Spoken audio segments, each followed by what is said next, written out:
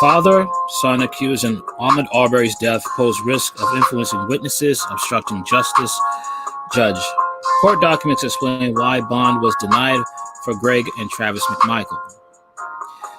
A judge outlines in a court document why he denied bond for the father and son charged in the death of 25-year-old Ahmaud Arbery.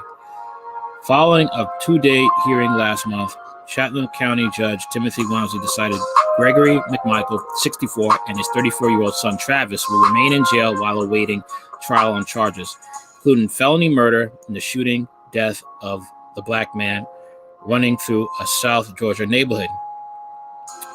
According to the order on McMichael's petition for bond, which News 4 Jax obtained Thursday, the court found McMichael posed a significant risk of influencing witnesses and obstructing justice. Court documents state that during a body camera video from February 23rd, the day of the deadly shooting, Greg McMichael, identified as retired law enforcement who had a gun that was issued to him by Glenn County Police Department. Another example cited in the court documents is that Greg McMichael attempted to contact current Brunswick District Attorney Jackie Johnson after the shooting. Jackie, this is Greg. Can you call me as soon as possible? My son and I have been involved in the shooting, and I need some advice. Please call me as soon as you can. Greg McMichael said in a voicemail to Johnson that was played by Cobb County Deputy Chief Assistant District Attorney Jesse Evans during the bond hearing. Johnson is Greg McMichael's former boss. Greg McMichael worked as an investigator in her office for more than 20 years before retiring. The shooting was technically hers to prosecute before the case was reassigned to a different district attorney. The call itself is remarkable, particularly in light of the Glenn County District's attorney's ultimate recusal and the course this case took to the indictment, the order states. It goes on to say, moreover, additionally, evidence submitted during the hearing showed that Johnson previously intervened on Greg McMichael's behalf concerning his post records and a deficiency in training hours for multiple years.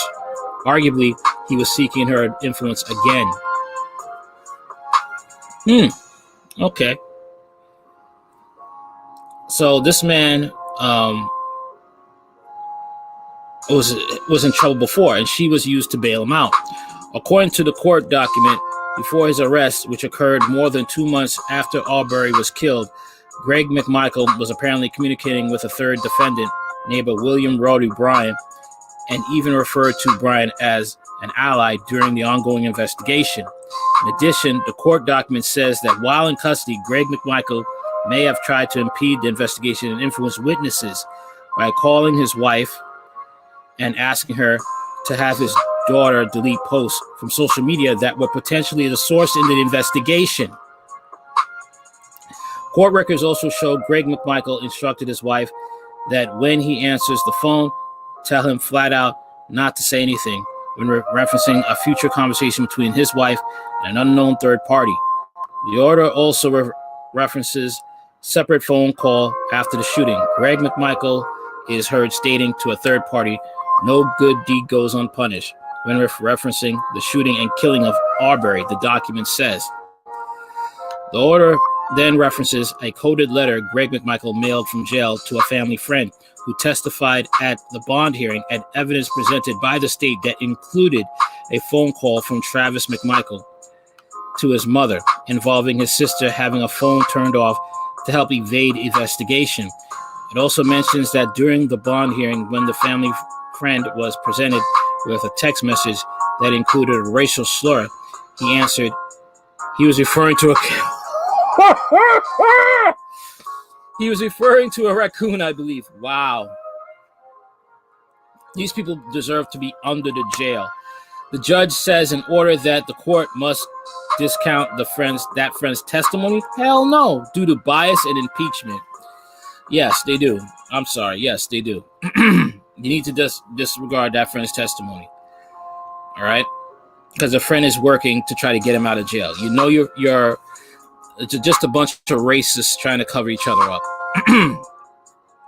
And because the friend's statement of the probably bias of the remaining witnesses raised concerns that Travis McMichael has a close system of friends and family that would help him avoid possible accountability.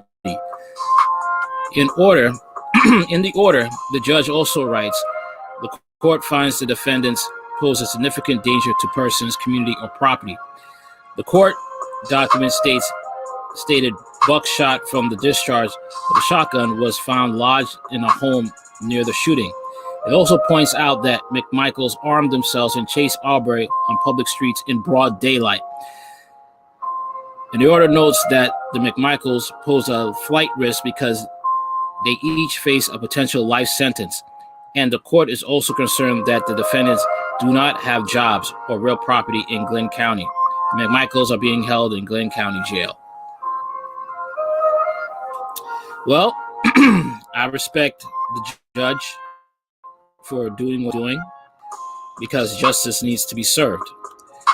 And I just like to say, where are all those racist whites on Facebook, on social media, that were sticking up for these two clowns? Where are you now? Where are the black, sellouts that were for these two clowns as well? Where are you now saying that, Ahmaud Arbery's guilty? Where are you now? Truth came out. These are two cold-blooded racist killers. And they have friends that were willing to help them escape justice. But let it be the other way around. Okay?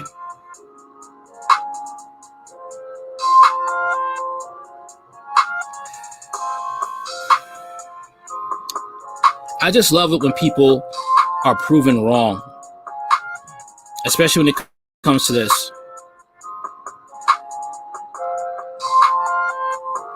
All right. If you like the content, you know what to do. Like, share, comment, and subscribe. Later.